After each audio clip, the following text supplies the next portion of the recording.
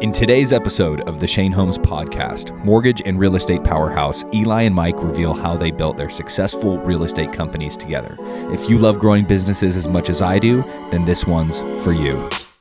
Yeah, I used to sell knives, also sold vacuums. 22 years later, I closed thousands of loans already. And See, my brother, he is a real estate agent. And I was making $18,000 a year being a dental assistant. He made $13,000 in 1 month. I feel like everyone seems like it's so hard to create a brand when it's really just.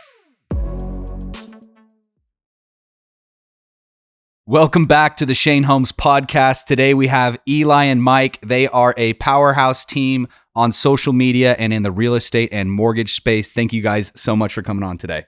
anytime, man. Thank you so much for having us here today. We are honestly blessed to just connect with you. I mean, we heard a lot about you. We've seen your social media, your influence, your real estate, and we couldn't say no to somebody like you that's just scaling, growing. Love it. Plus, there's a Ferrari behind me that I'm like, that's just sick. Come on. Like, I've never been in a podcast with a Ferrari. This is so cool, the setup. Thank you for having us today. Of course, bro. Being in your good energy and again, being around your Ferrari too. We love it. We tried matching. We tried matching as much as we can. I love it. The hair is almost the same color, Yeah, let's go. Know. So how did you guys originally connect and become the team that you are? Before we started the brand, the main thing was, obviously, I'm a divorced person. I got divorced a long time ago, and we were just, going online, searching for partnerships, we'll call it. Yeah. And we ended up connecting, and which was about 13 years ago. About 13 years ago. Okay. Right? So, we actually partnered up about 13 years ago. And before, he was already doing loans and what other kind of stuff you were doing? You were doing like refinancing and whatnot. Yeah, I was doing a lot of different things because, back in 2008 when the market crashed, I was doing loans, but it wasn't the biggest part of business at that point because nobody wanted to get into loans at that time. Everybody was exiting. So I was doing loans, but also got into legal assistant stuff, like trying to do foreclosure rescue, helping people with bankruptcies. There was really no other option. You have to do something at that time. And that's kind of like when I joined him, because I also started doing some of the bankruptcy, going to the courts and whatnot. And again, he was already in the loan world. And then about, since we've been together for 13 years, a couple years in, that's when I got my real estate license. And we did this because we really wanted to help people, but we wanted to do it together. And what better way to do that than to help somebody with their loan and to help them buy or sell their home? You know what I mean? That's great.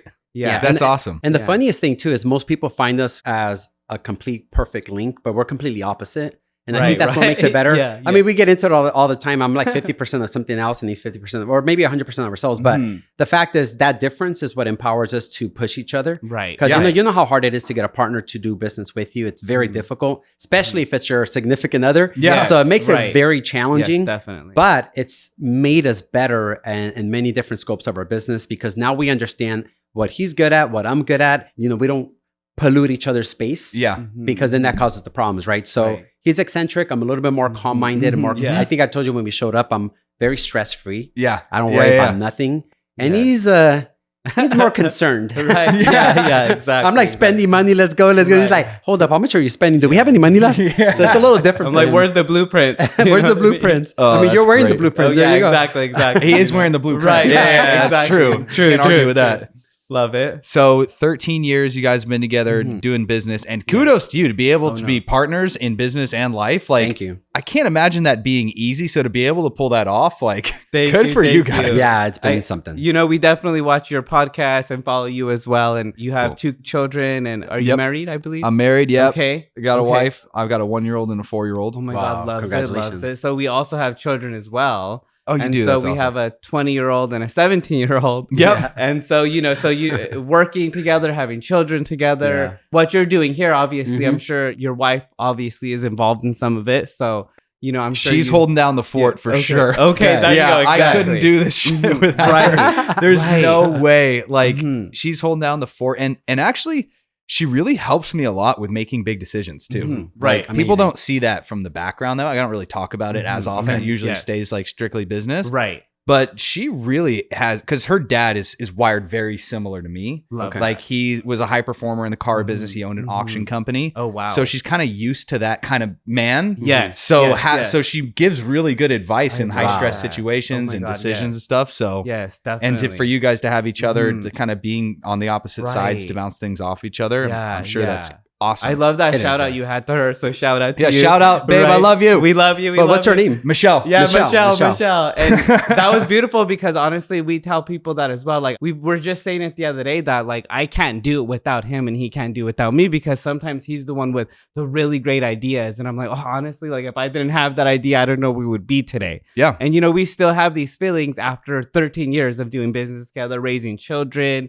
So it's a great feeling to have that partner. you Yeah. know? I always love say it. that she doesn't work, but she has the harder job. Like being at Right. home Yeah. with the kids when Right. I'm alone Oh with my the God. kids, I'm like, how the fuck do you do this? Yeah. Like, Yes. I am Oh not my wired God. for this. I Yeah. cannot Right. do it. I will go out and kill and provide all day, You but know? I don't know how she's at home Yes, doing it. bro. yes. It's definitely a hard job. exactly. I would not be able to stay home all day and watch Mhm, kids. mhm. There's no way. Right. No. I mean, right. I already paid my dues already. My daughter's 20 and my son's 17. I think I've done it more than enough, but I And wouldn't run we and say relive we it. wouldn't do it because how hard it is, how much work it is, how Yeah. much, you know what I mean? Yeah, So yeah, we're yeah. blessed Yeah. when we have our significant other who is there to help us out. You know what Yeah, I mean? Exactly. Yeah. The best Exactly. ever. So Yeah. what market are you guys primarily operating in? Yes. So I'm in the mortgage space. So anything mortgage related anywhere in the United States. My company has a license in about 31 states. Okay. So we lend anywhere. Obviously, if it's a DSCR loan or investment loans, hard money deals, we can do them anywhere in the country. Mhm. Sometimes we dip into international waters depending on Mhm. the type of details of that particular transaction we're going to be dealing with. Mhm. But that's normally on the loan side. I know you Yeah, dip into the real Definitely, estate side. I'm in the real estate mostly for myself. Obviously, we do a ton of different things, but for me, it's mainly the real estate. Currently at Rodeo Realty. Mhm. So, reason for that is because you know we're also getting more Mhm. involved in the celebrity lifestyles and kind of like the Paris Hiltons and trying to get to like the Kylie Jenners and Kim Kardashians. And because of that, I really wanted a powerful name behind me, which Rodeo Realty, you go to Rodeo for all the fancy things. And, our office is right on Rodeo in Beverly Hills. So, Yeah. People who are pulling up in front of our offices like Justin Bieber or Aquaman, and they're parking right with our valet. And, these are the people that are walking by my office. Or maybe sometimes even standing in front of it because there's a lot of restaurants right around it. Yeah. And they're seeing that name, Rodeo Realty. They're seeing my name on front of the office. Eli and Mike Studios is there, the mortgage lenders. And having all that together is really getting me more involved with these celebrities and the higher end properties. But that doesn't mean I'm not selling properties or helping buyers like in price ranges of $200,000, $300,000 because, we also have offices like in the Inland Empire. So I'm just helping people, or we are actually, Right. because we're doing the loans and real estate Mhm. from the Inland Empire all the way to the Calabasas area. So we just have like this long stretch of business that we do in the real estate and mortgage world for sure. And we're very huge in marketing. I mean, two of the biggest influencers of the world, from what he said, whether it's Kim Kardashian or Paris Hilton, their biggest thing is marketing. You market Mhm. in a way where it's unheard of. You do everything you possibly Right. can to just make nobody forget you, Mhm. which they did a pretty good job with some of their videos, right? But And Shane, but- you know this. I mean, we're sitting right now on a podcast with a Ferrari behind us. Right. And can you tell us a little bit about the marketing? Like, why did you choose this color, the Ferrari to be right behind you? Because So I don't see nobody doing this. I look at it very similarly in the same light that you guys do. Mhm.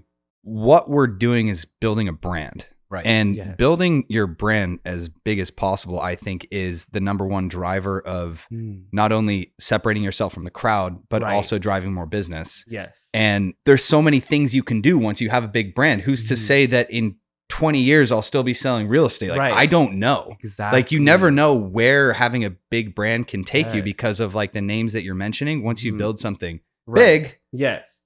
opportunities come from it. Exactly. And I don't know what they're going to be, but they'll come eventually. Right, Yeah. right. It looks like they're going to be big opportunities, but just saying. Thanks, And love that. the best thing is you're doing it with your podcast. The podcast, I think, Yeah. is the best highway of bringing all the business in Yeah. because it also indicates that you have a professional, real reason to network with people. It's the best networking system because Mhm. people are coming to you. I fully agree You're with getting that. people Right. to show up on your show, and it makes you look very sophisticated. It makes you look like you have things.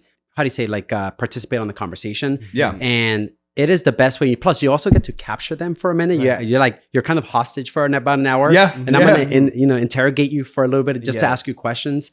And that's the reason why we did the podcast, why we do it so fluently, is because what do we got? 55 already? About. Right, about so we're 55 still pretty podcasts? fresh. Yep. Yeah, So we have started it about last year, 55, yeah. but our focus wasn't really to do it as a to make it monetizational. Yeah. It was really more for us to kind of read a book. Uh-huh. Kind of like we get to read a chapter from you, read a Yeah. chapter from someone else. That's and that's very accurate. Thank you. And Yeah. then, and from that, now we know, all right, this is what we should do with this. How come we're not doing that? Why is he doing that before we're doing it? Mhm. And we connect on that, and then we start working on it. That's why we're working on all these different things Mhm. behind the background, Yeah. because you're right about the brand. The brand is everything. That's why we consolidated our names, Mhm. Eli and Mike, as a brand, because a brand is really strong when you use a name, Right. like Paris Hilton, Kim Kardashian, Right. Eli and Mike, Shane, all Right. these names create this brand, like you said, and now people find you unforgettable. Right. And now you could throw in your Ferrari, you can throw in all Yes. these extra little pieces of the puzzle that now compile this big old pyramid you're creating of everybody saying, "Oh my God, worship him." And He's- it's, he's a- I you feel know? like everyone seems like it's so hard to like create a brand when it's really just you.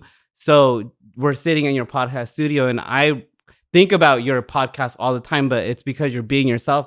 Literally, your name is Shane Holmes, and that's what I think of when I think of your podcast. I think of the Ferrari.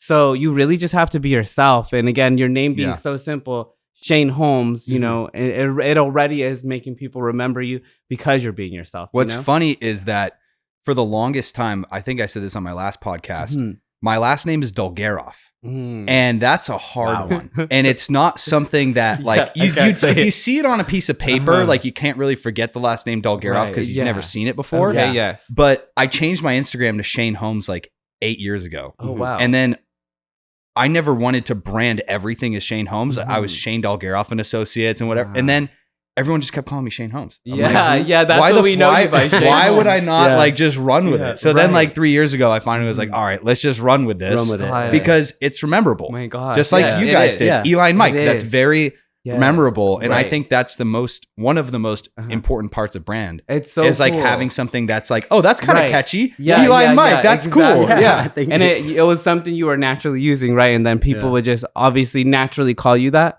Yeah, like Shane all my Holmes. friends just started calling me, Yeah.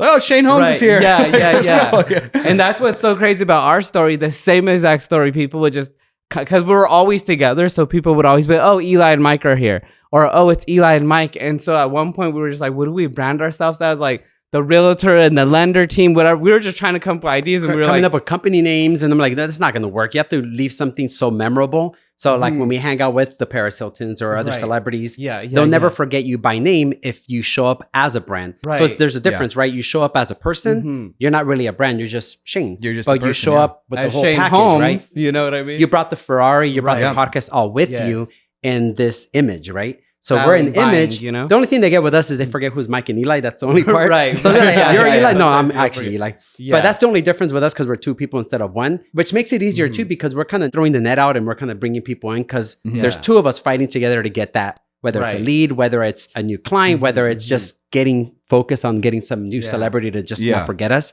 In your Right. case, you're doing it alone. So it's a little bit harder, Yeah. I would assume, right? Yeah. Because you're branding individual. It's definitely hard. For the longest time, I was just a complete lone wolf, like no Mhm. employees, nothing. Mhm, That now that I started the firm, I'm finally Yes. hiring people. Like this year, we brought Congrats, on 2 employees. Thank love you. It, love it. Amazing. And so changing from an independent role into more of a brand Mhm. and a brokerage with employees, yes. that has been the biggest change and like the Mhm. biggest differentiator Right, by a right, long right. shot. And it's Oh, only yeah. been like maybe, Mhm. I think the firm has been 90 days. And then Mhm, I think Tyler, what has it been, 4 months or so? Wow. And amazing. Changing from that independent wolf into more of an organization has Mhm. been like the biggest blessing Wow. ever. Oh, definitely, Wow. definitely, yeah.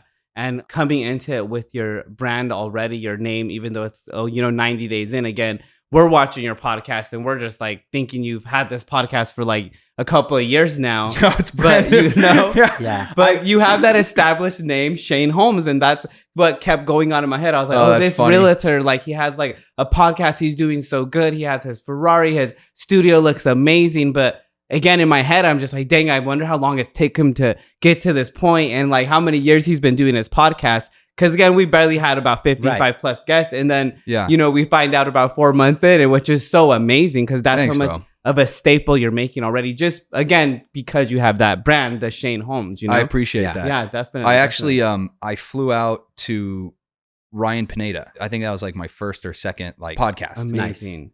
And after I went to go check out like what he was doing, I was like, all right, I got to do this. What was that trigger for you guys when you were like, okay, we need to start a podcast?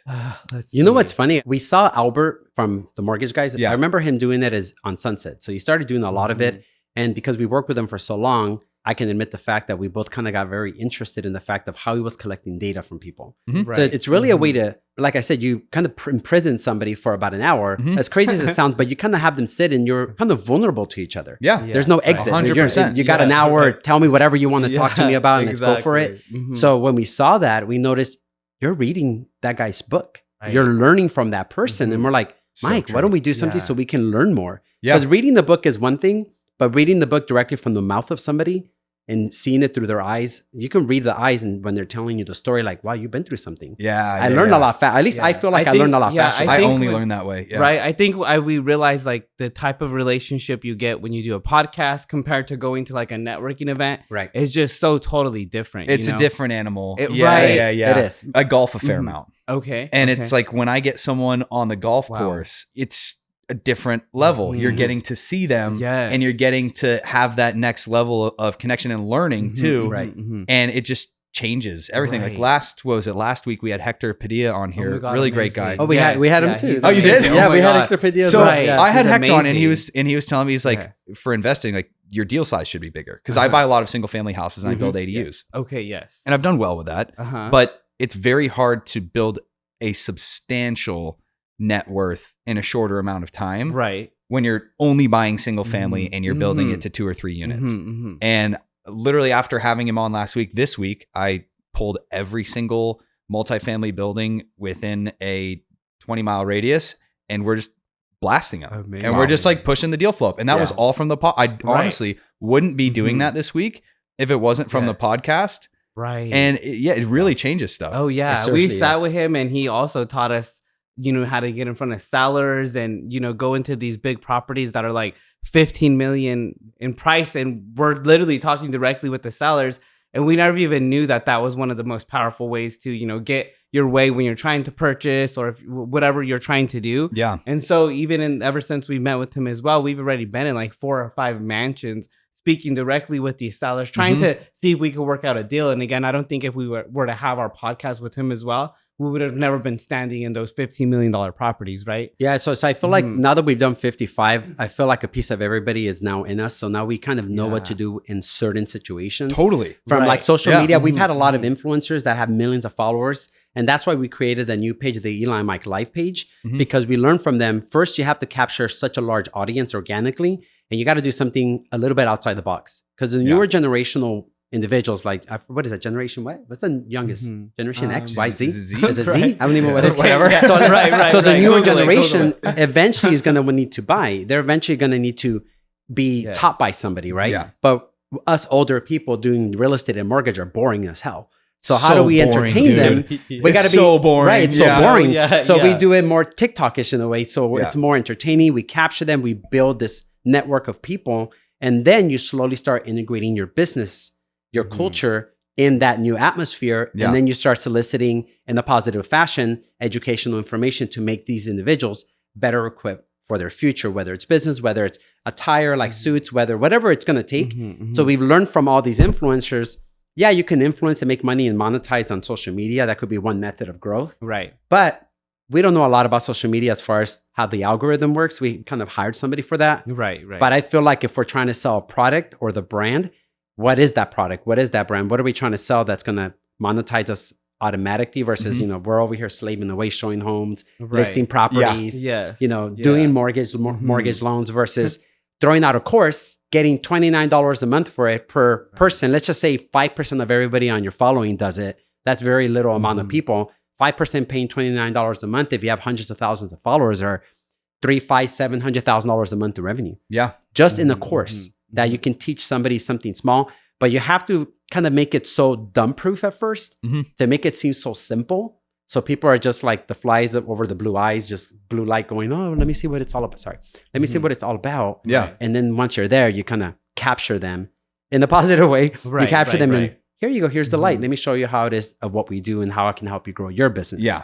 And it has to be real too. You know, Has to be real. obviously, you know, we're doing real estate, we're doing loans, we're doing, you know, fashion. And when we say fashion, you know, we are literally walking like the runways of like New York and Los Angeles Fashion Week and partnering with these people. We're doing influencing, you know, we're getting like 5 million views on videos or 3 million and this on different platforms, you know. So again, we're doing this, but we're making sure that, you know, we're going to actually have value to provide to the, you know, the people who actually subscribe to this type of stuff. Yeah. Because everybody wants to do courses. We're going to do it and make sure that that value is really there. You know what I mean? And again, 22 plus years in his world and 10 plus for me, it's like, you know, we have the proof that we can make it happen. You know what I mean? And also a lot of people don't want to call mom and dad's agent when it comes time to buy. Yeah. And who are they going to call? Well, they're going to call the brand they remember. Exactly. And they're going to call the person that they look up to. Right. And be like, oh, I would love to buy a house with this person. Yes. I watch their content. Yes. And my clientele base is usually in that like 40 plus category because they're like that higher net worth. Right. But in time, 5-10 years, like I don't Yes. look at social media as a, how can I extract dollars right now? I look at it as like, okay, in 5 years, when the sort of the wealth starts transferring a little bit, and especially in 10 years, like that is where I see a lot of that business going. No, definitely. And have you had like people actually hit you up from Instagram or social media, right? And they want to purchase, correct? Yeah, I sell a fair amount of houses from social media. Like this year alone has been pretty good just from social media. Like this year I took a story on the course. I was like, hey, I have this house. And then someone that was following hit me up and we sold it for on the golf course, went straight from the golf course to the house and, and sold it. Yeah, no like, way. It's real. That. Yeah, it is. It is. And you're totally right. Again, we're doing this to influence, to have eyes on us. But when you do that, you never know who's watching. So we even had, you know, a couple who were maybe, like you said, in their 40s, 50s, and they already had an agent, but their kids are the one who were watching us. And they actually went to their parents and they had said, hey, you know, that other realtor, it doesn't seem like they're working hard for you. We saw this realtor online. You should really try them out. And they were like, you know, I think they were like 13 and 15-year-old daughters of the couple. And basically they were like, okay, you know, they trusted in their kids. They saw the Instagram, they gave us a call and we were able to do their loan and their real estate transaction and outperform that other agent by 100%. You know what I mean? Yeah. That's awesome. Again, it came from us doing a video about fashion or a real estate or loan. We were doing our influencing and maybe we didn't catch that 40 or 50-year-old, but we did catch the children that got to see it and they talked to the parents and it just made a whole... Either way, you caught them. You know, right, exactly. Yeah, you know what I mean? And social media is like the new form of television. I mean, nobody watches TV anymore. It's like either YouTube or some kind of Netflix or something, right? Some series. When you have people watching social media, no matter what age it is, you find it credible to some extent. You think, okay, so they must be doing something right. Why do they have so many people eyes on them? Why are so many comments on there? Why are there a lot of likes? There must be some credibility. And if you Google your name and you pop up all over the place, all right, well, this guy or this individual has enough credibility to be on Google, to be on social media, to be on, have a website. So that's so important now because we're naturally born to discredit people. We want to find something like a flaw. We want to say, oh, well, but there's something funny here. I feel something weird with this person. But if you can find so much evidence, so much information, kind of like you're an FBI agent and you're looking up all this information about agents and everything. You're like, well, I found a lot about them. All right, well, then they seem credible. I just watch. It's like you just watch TV, you watch the news, and you did your own research, and now you're excited to work with these people. So the teenagers, the younger adults that are watching this stuff, that are watching your podcast, they're just like, I mean, credible. And I mean, and you're a realtor, so you know, ultimately our job is really there to help other individuals, help people invest, help people buy, help people sell. We're in this to help people. So even though we're doing these different type of social media skits where we're, you know, doing fashion or just influencing or different type of things, ultimately in the end, we're hoping that it connects to somebody like we did with that couple and their children. And then we were able to really help them with our licenses in regards to the real estate and loans. And then we know we really made a difference and we helped somebody. Yeah. You know what I mean? I also find that like with existing friends that I have or like people that live in the area, it's a great way to just stay in front of people. Like a lot of people call your sphere, like, you know, like they coach you, call your sphere. I mean, it's not a bad idea. I'm not going to discredit that, but it's so much more important to be on social media. Yeah. Like, oh my God. If your friend wants to buy or sell, and they've seen you on social media for the past like 7 years that you've been doing this and that you're still doing it, they're gonna call you. And like, so I'm I'm 30, so I'm starting to get some of my friends that are now in the position to buy and sell. Right. And because we've just been doing it, like there's your social proof. And some people also, let's say I meet someone at an open house or whatever it is.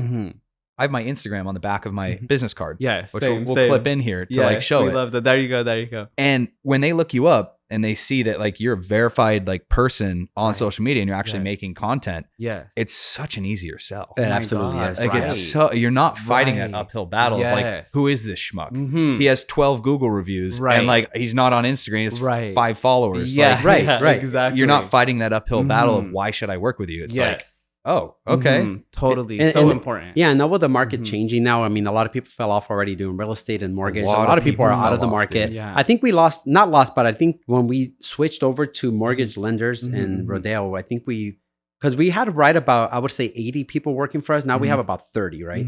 So we not necessarily lost, but most of these people just gave up. Yeah. Right. And they weren't the best closers anyways, Yeah. but the fact is, imagine other companies. I'm sure you felt through the same hole, like, okay, well, where am I going to go?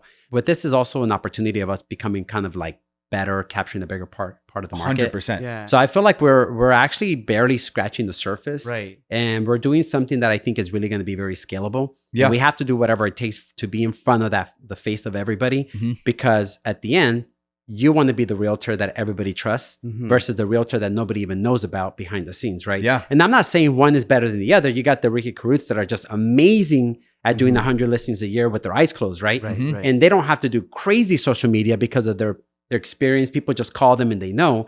But he does do social media because he also knows the value. So there's so much value in everything that we do, from podcasts to influencing to being recorded right now. So there's many steps that we're taking to grow, and those that are not doing it are the ones that are falling off. Yeah. I always tell agents, like, you literally have to do everything. Yeah.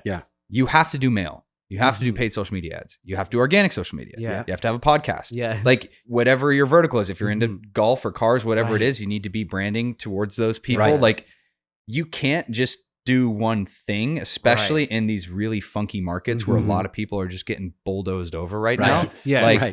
Like you said, you were casting a really big net and still pushing growth in a pretty fucked up market. Right. But there's upside because once the market turns, it's going to be insane. Yeah, we're the last one standing. So true. I mean, you were telling us, can I talk about your commission from before? Sure. Okay. Yeah. You were even telling us you were at a company before where you're making like 100% commission. And if you're in real estate or loans, that's pretty hard to get to. It takes about, like you said, 8 years to, really have people just say, here's 100%.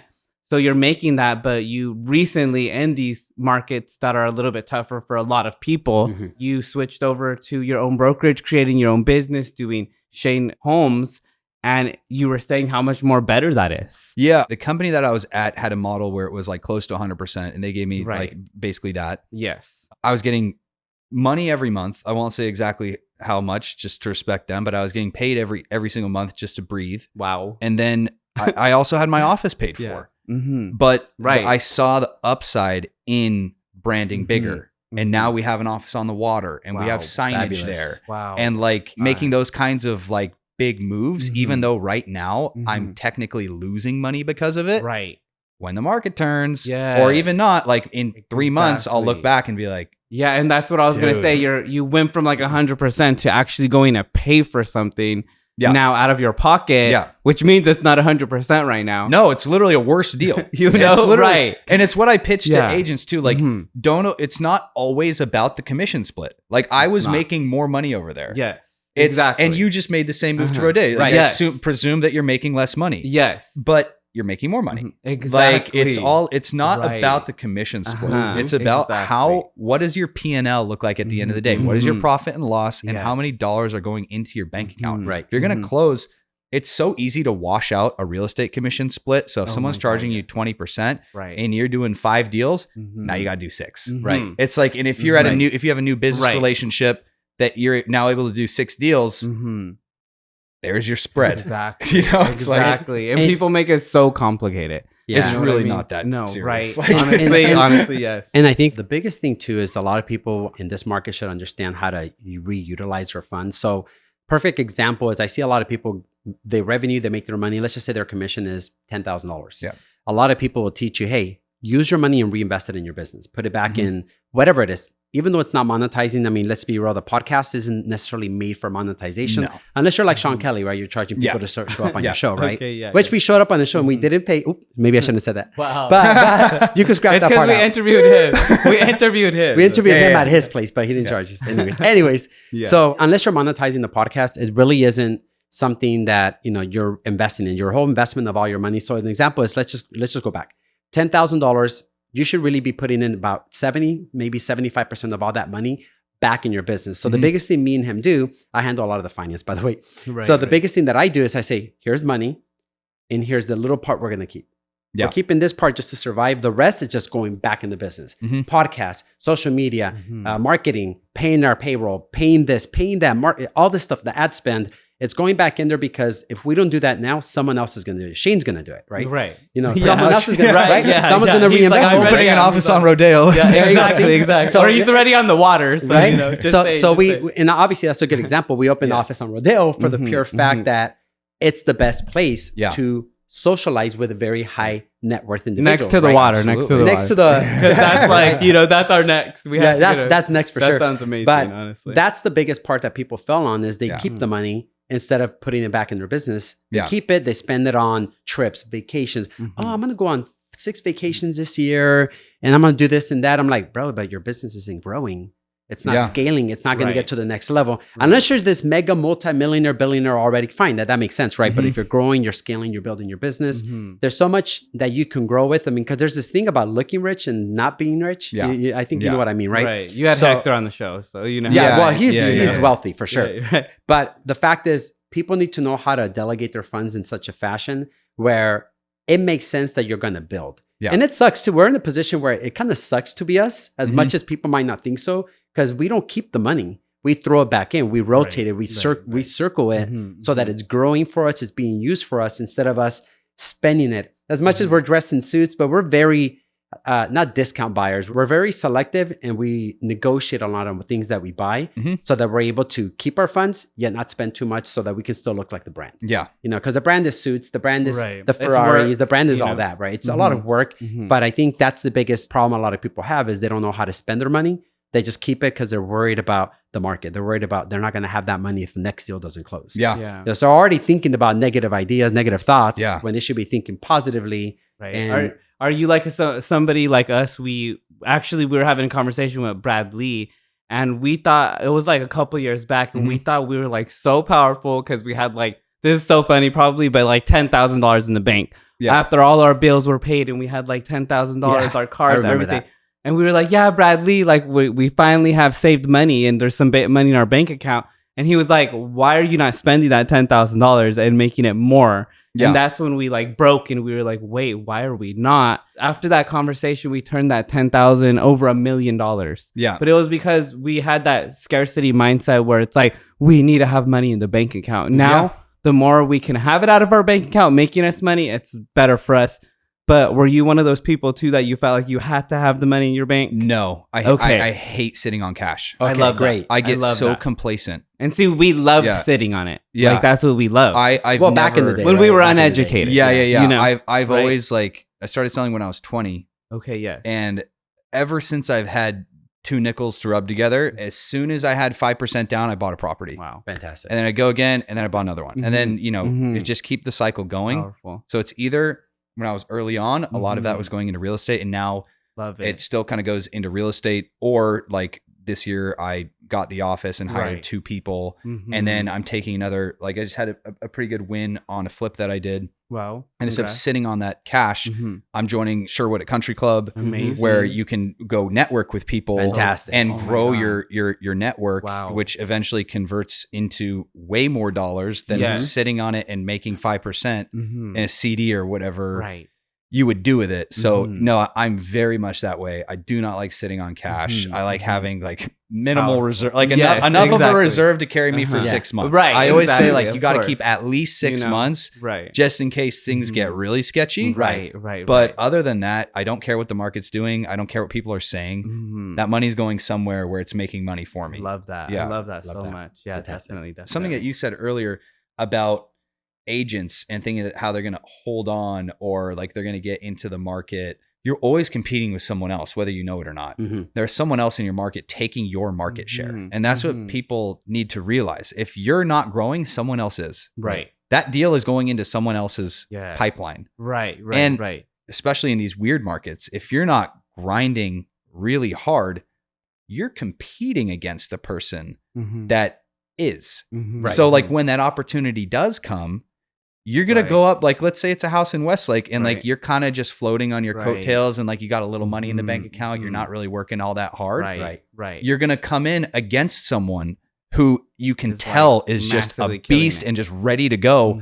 And that client is going to feel that. Exactly. They're going to know this guy is still going in a down market. And you're going to walk in there with your, whatever it is, like just chilling and your energy is just kind of like, I'm in coast mode. I'm in conservation mode. Conservation mode is the worst. If you're not growing, you're dying. And I live by that. Like 100%. For sure. Powerful. Yeah. We're very aggressive. We're very confrontational when it comes down to exploring new ideas. We always want to try something new. I learned a long time ago. I'm 45, so I'm 15 years older than you. So I've learned a lot through failures. And I feel like in that process, I learned that conserving your funds, conserving ideas, waiting for somebody else to do it first. Like all those bad ideas were initially brought up to us by our parents. Like, wait, everything's going to take its time. Because our parents, let's be real, our parents are more conservative, right? They were born in the way of nurturing things, keeping things together, hold your fort. When in reality, we should be the ones throwing the spears. Don't dye your hair purple. Yeah, don't dye your hair purple. I mean, but now Mom, dye my hair purple. right, yeah. Sorry for influencing. But I think that's the old school method of building and growing, right? Yeah. Now you're doing something completely opposite, which is exactly what people should be doing is using every ounce of your mind and body, soul to just go forward and find new ways of creating wealth, creating new relationships. We did the same thing. We actually joined this group called the Avengers a while back where Dan Fleshman and Cody Sperber and other individuals are in. And we joined them a long time ago and we built the biggest, most massive relationships there because they're great in the real estate space, but also the marketing space. And we learned a lot from there from social media as well. And we took a token of information from them and now we reinvested it in ourselves and we're doing things together now. So I think what you just said right now is doing something and throwing that spear and saying, all right, I'm going to take that over and I'm going to do it my way. And I'm going to show you that I can build your wealth by being that amazing realtor you are, by saying, hey, you want that property? Let me show you how. Here's the layout. Here's the listing information. Here's how I can sell. You're being what we call extra, but everybody needs that little bit of extra now because that extra went away during COVID. Everybody stopped being less extra. Marketplaces are empty. Nobody's working. Everybody's lazier. Being themselves. You know, everybody's you're being so much more yourself. lazier. You have your Ferrari here and it's like, again, like your color that you want, you know, it matches who you are. And again, you're still being yourself and you're still able in a hard market to open your new office, to still close real estate, hire individuals. You know, myself and Eli are also the same. We work really hard, but at the same time, we are also ourselves. So again, purple hair, you know, crazy blue suits. Our desk outside is also chrome blue. Like I saw that coming up. I was like, yeah. Super shiny. But again, the statistics for like a real estate agent last year was either you're closing 0 or 1 transaction. That you're a good realtor in California. But I'm over here like every month, like 5, 7, 8, 9. And it's because we're working really hard, but also we have that ability to just be like, you know what, let's be ourselves today. If we want to wear a suit, this is who we are. Eli's like, hey, I'm dyeing my hair today. I'm like, if that's what makes you happy, if that's what's going to drive you, our lending team, just us being our little team that we have, has like 15 to 30 deals every single month. So we're like pushing so many different deals when people, again, are at that 0 or 1 mark per year. You know, we're just doing so much more, but we're just being comfortable. We're being ourselves. And when you're able to be yourself, I think that's when you're able to be like, you know what? I'm going to go all in. I get to do what I want, be my own boss. And when you have that feeling, you just skyrocket to the top, I think, you know? Yeah, I agree with that. Yeah, because this town that we're Westlake Village is a pretty like low key. There's a lot of like quiet money. Okay, yeah. Like there's a lot of it. So like driving a bright blue Ferrari around, it's either they love it, or they're like kind of like fuck this guy. Okay, it's either one. It's not in between. Like, but in the end of the day, they're still talking. Yes. Oh yeah. Absolutely. Like they're still talking about it. And anytime someone is mentioning your brand, you're making money. Oh my God. Because like, I mean, I'd rather be talked about than just crickets. Right. Because at least you're doing something. What you said earlier about people are kind of like holding back and how our parents are conservative, that used to kind of work. When inflation wasn't at 9%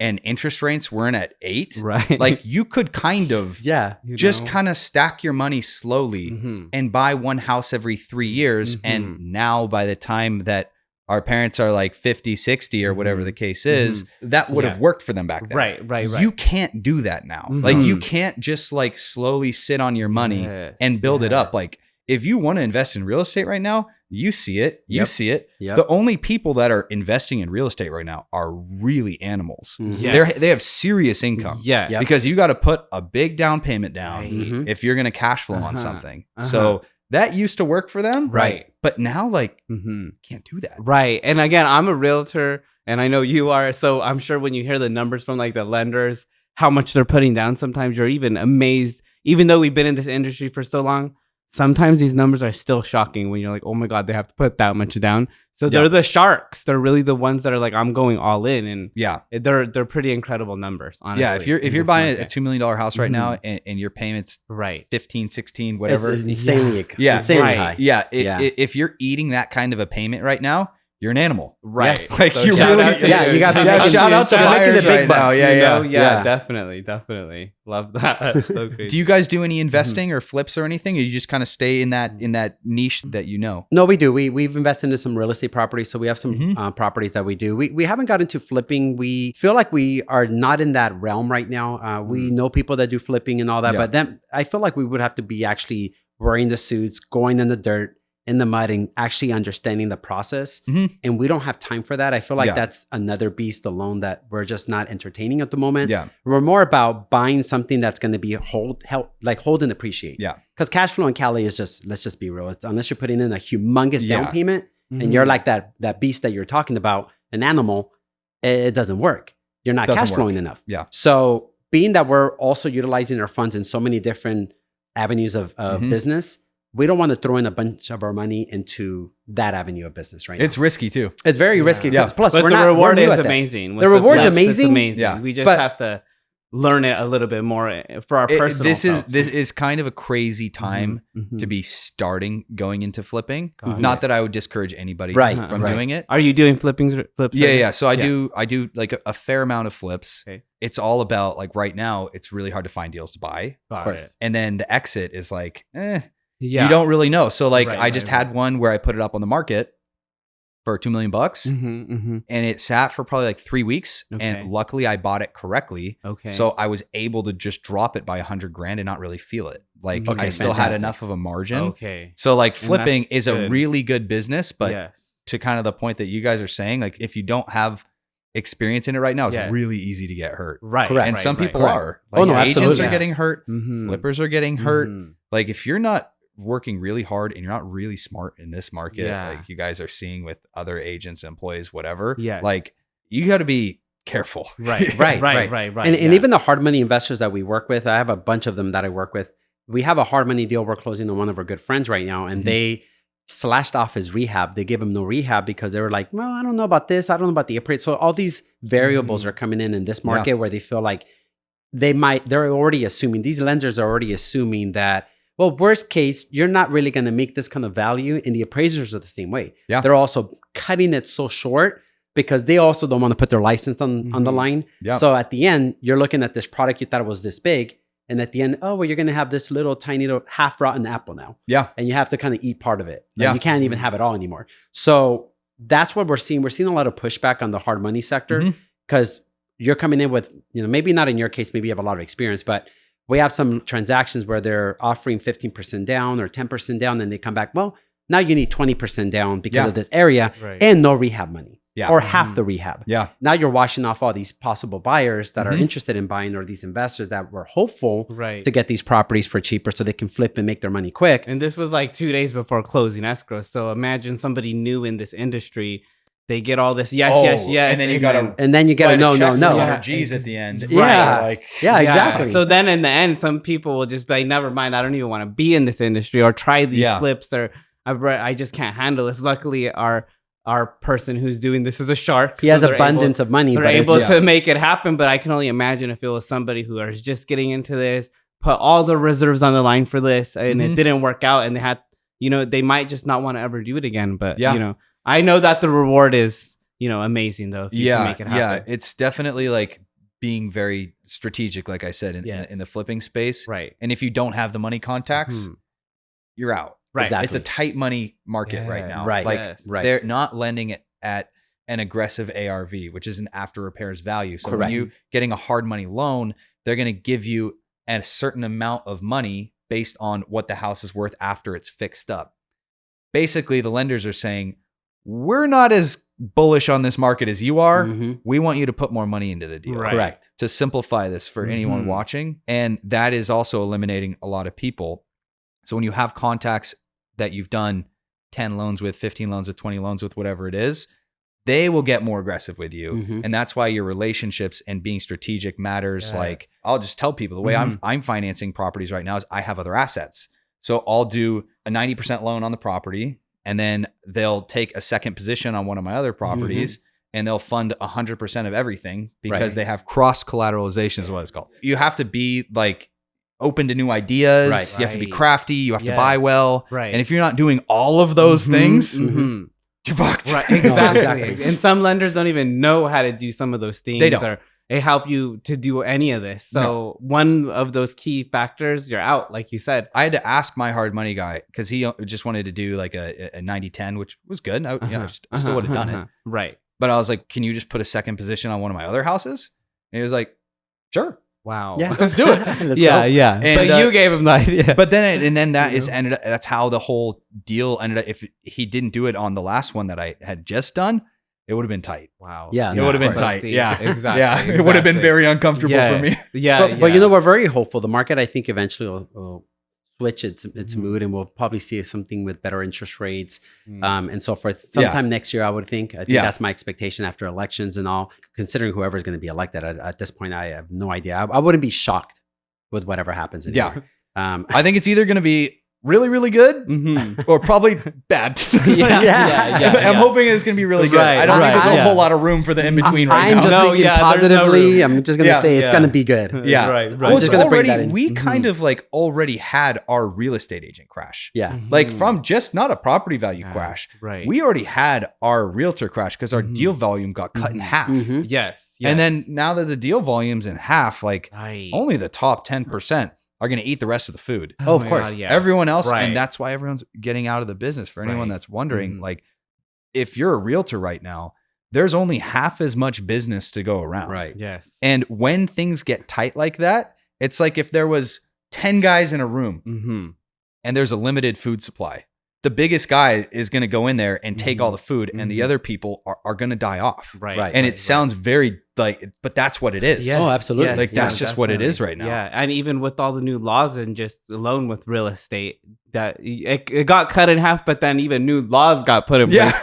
So it's like if you're really, really not a shark in real estate, you're gonna be one of those people who are out. Yeah. But in Yeah. the end, it truly is how much work you put into it. You know what I mean? Yeah. So you can only blame yourself, which I know that sounds really tough on people, but it's really the truth. I know you had Ricky Caruth on your show, and we also had him on our show. And one thing he's been posting recently, because commissions for buyer agents obviously are going to be getting cut in certain states, And somehow, it's and going somehow, to. Yeah. right, a way or another. But he's like stating, like, well, if your value is really worth what it is, then your commission is not going to get cut because that, buyer or the seller who knows how valuable you are, they're going to be paying for you rather than paying for that agent who is somebody who doesn't, have value. They don't even know what they're doing. Like you said, the agents that are just drifting by. Yeah. You don't want that drifting by agent taking you to go see houses. Yeah. And you're only seeing 2 houses when you're working with like a Shane or a Mike and we're showing 5-8 houses to make sure you're getting the best deal. Or the sellers don't want to work with that drifting selling agent who's only sold 1 to 0 properties in a year when you can work with that, Shane Holmes who has a new company and is just dominating the market. Why wouldn't they choose you? So, it is a really, really tough market, but, I believe we can get through with it just with a little bit of that hard work, that old school hard work that everyone needs to do to get by, And overall, it's value, right? You got to just show value to people for them to understand that you're worth whatever they're paying you. Because at the end, everybody has a job to do. People don't go to work at McDonald's or Amazon for free. People work and they want to collect their money, right? Same thing goes for our jobs. People will pay for Mike or for Shane to be the real estate agents if you show them your value, show them your credibility, show them your honest opinion about what you think about that property, and just be genuine and real, and people will buy into that very easily as long as you really are honestly hold everything with integrity. And that's really the main thing. And it's real hard work. Like, it's not like, we're not really working hard. Like, you literally just opened up an office where you took a commission cut, and I mean, basically, and also have to pay for a staff. Again, that is hard work, even creating your brand and making it be seen. The podcast we're on today, that takes so much work. So we're putting in the work and we're getting back what we're putting in. It's really what it is. Yeah. I think that a lot of people kind of make the mistake of going to the office and even thinking about what's happening with the commission laws. Like, I have spent zero time thinking about it. Same. Yep. I go into the office and I do exactly what I have to do to go out and hunt and kill. Yes. When the law changes, I'll deal with it. Right. I'll figure out how to get around it. Yes. Like, it's either going to be a contract or a conversation. Right.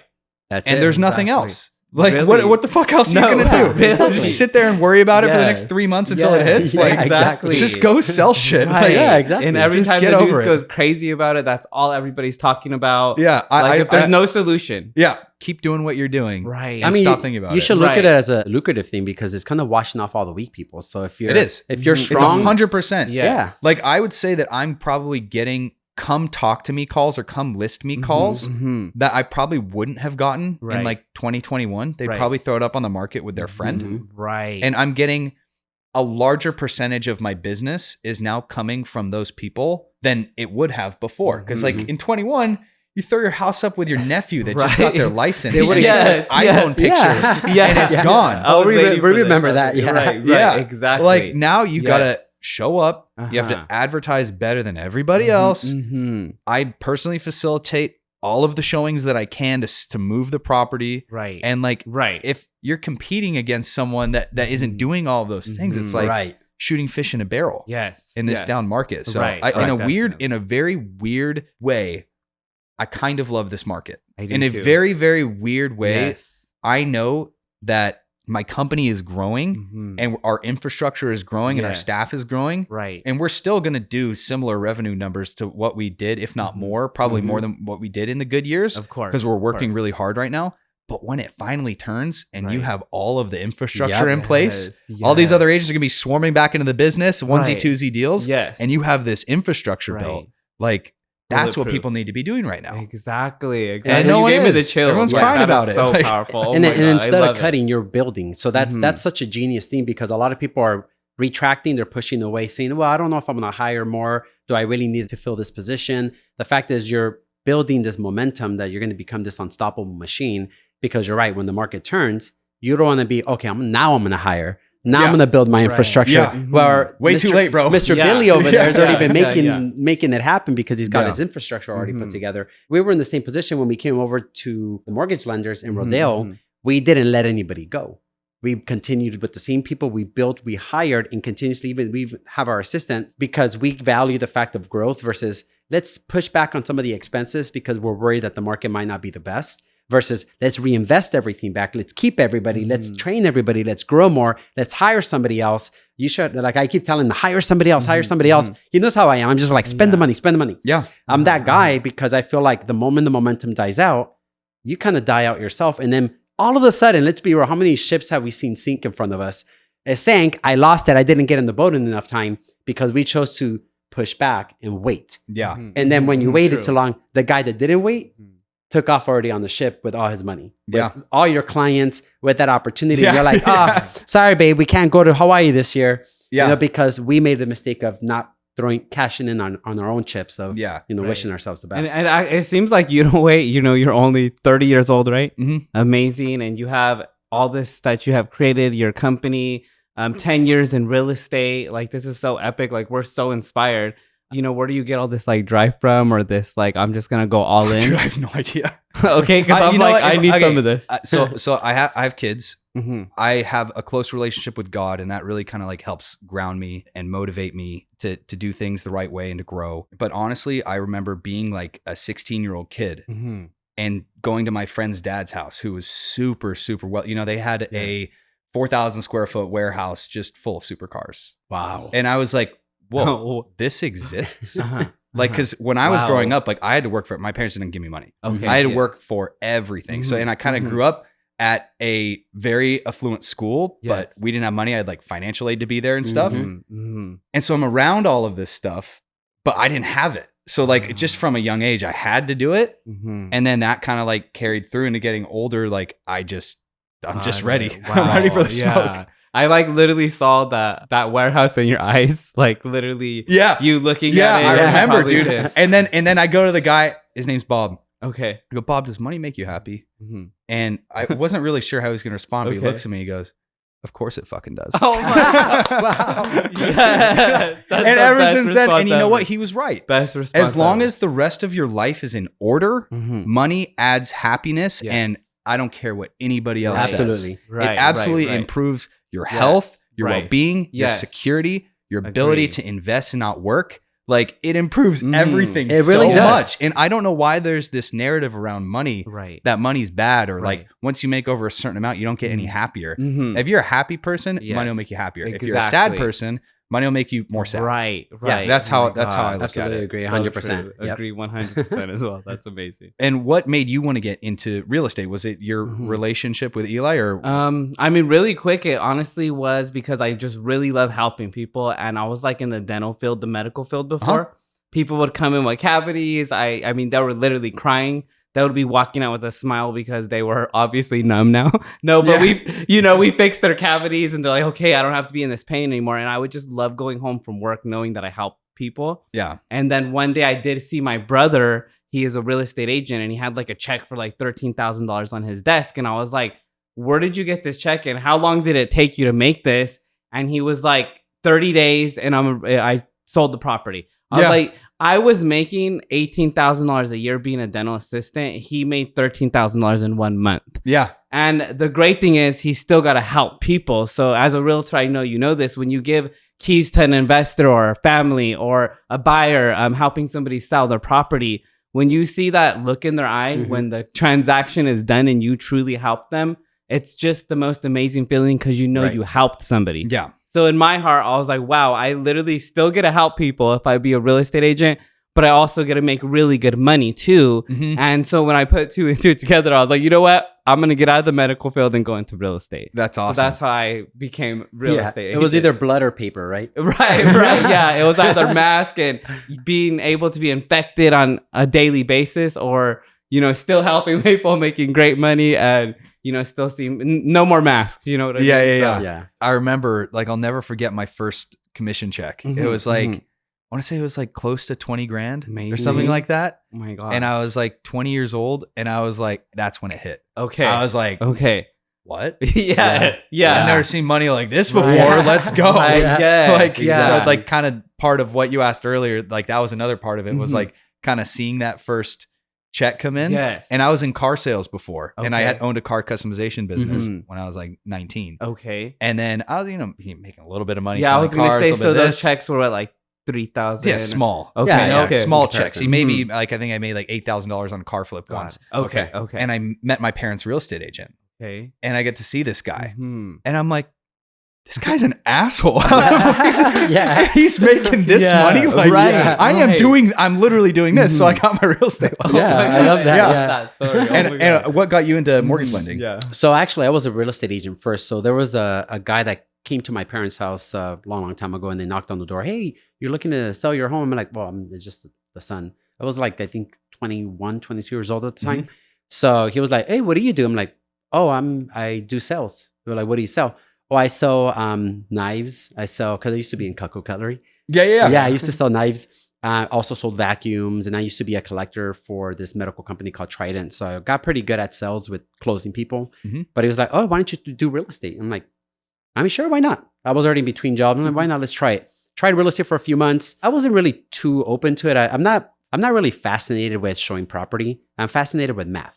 With numbers, with being able to tell somebody you owe this much money for 30 years. I know it sounds crazy, but it's just the analytics of understanding the mathematics of real estate, of the mortgage itself was very interesting to me. I'm an accounting major. I went to Cal State Fullerton. Okay. So I felt the need to switch from real estate to lending. That makes sense though. It did make sense because I closed maybe one real estate deal, but it didn't really feel like I was drawn to it. I feel like there's more. I feel like I want something complicated. Because I feel like real estate, it's not. I'm not saying nothing bad about it. It's very complicated. But it's not a different world though. Then, but yeah, it's just a different world. Yeah. The math exactly. Yeah. The math for me, for some reason, because of the complexity of programs and changes, and having to tell somebody, hey, by the way, let's go over your finances. Yeah. Now we open up. It's kind of like I dissected somebody's brain versus like, here's keys, you get a house. I get to dissect. I get to see what's going on. What are the problems? What's the issue? How much do you have in reserves? How can we build a better future with you financially? So I started becoming this analyst with numbers, and I just felt like mortgage was my calling. Yeah, it fit your it just did. It personality. Just, it totally did. And then 22 years later, I've closed probably thousands of loans already, and I feel like I'm drawn to it. I just love numbers, and I feel like the fact that people get to call me and say, hey, thank you for giving me the opportunity to explain to you how my finance works, how my situation is. It's kind of like I'm part of the family as well. Like, yeah, real estate, you give keys, and that's hugely impactful as well. They get to sleep in a bed and realize that the realtors gave them that opportunity. Because let's be real, you guys are the first. You guys are the face. Right. We're more behind the scenes, but in the behind the scenes, we get to understand a lot more of what goes in the house. Yeah. How much is being accumulated? How much are they reserving? Let's plan you for a refinance to get you out of this higher interest loan, especially in today's market. So there's something in that up and down wave pattern that interests me. Yeah. And because of that, I've been in loans for the longest time. Love it. Which is why we're doing educational stuff now, because I think I've done it for so long that now I got to teach somebody how to do it. You've been doing it for a while. Yeah. Right. I kind of like the education business. I know that at some point I will launch some kind of a product. I don't know what that looks like yet. Yes. But I do love that side of like, I was a soccer goalie for a bunch of years, and I was a trainer like when I was younger. Wow. And so like coaching people is fun. Wow. Yeah. And okay. it's It is. exciting. You already have it in you. Yeah, I just don't know exactly where to speaking of coaching, you need to hire an assistant, bro. Oh my God. I know. Trust me. You know what's happening right dying. now? I'm on this podcast. My new operations manager who just started today, Jen, shout out. She is amazing. She's crushing it on her first day. She's calling my old open house leads while I'm here doing this. Oh my Fabulous God, idea. no, And that's why fabulous. like hiring people is like, that's why I got so crazy about hiring people this year. I was like, okay, I know how much an hour of my time is worth. So if I can get someone to do 80% of what I'm doing, a lesser cost, like that really opened up. And seeing that today, and that was literally new for me today. So I'm not trying to like big dog the situation. I think me and Scarlett can agree, right? But it's so great to have, dude. Definitely. It's so great. I'm going home and I'm gonna find an assistant, operations manager, whatever it takes. He always tells me like, Eli, why do you have so many assistants? I'm like, because I get to be on the podcast, I get to be on social media, I get to do things in the background. Because if I was, if you didn't have your assistant, you're thinking behind the scenes like, did I call that lead? Am I going to get a deal? You're so lost in the work versus somebody else can now do, like you said, the 80% of the work you don't want to do. Yes. While you get to scale and grow your business on the other side. Yeah. That's what I tell them all the time. Like, right. Forget about the pay. After today. Forget about the pay. Inspired. Like a big thing of what triggered that is I know that I'm joining that a country club. And a round of golf is 4 hours.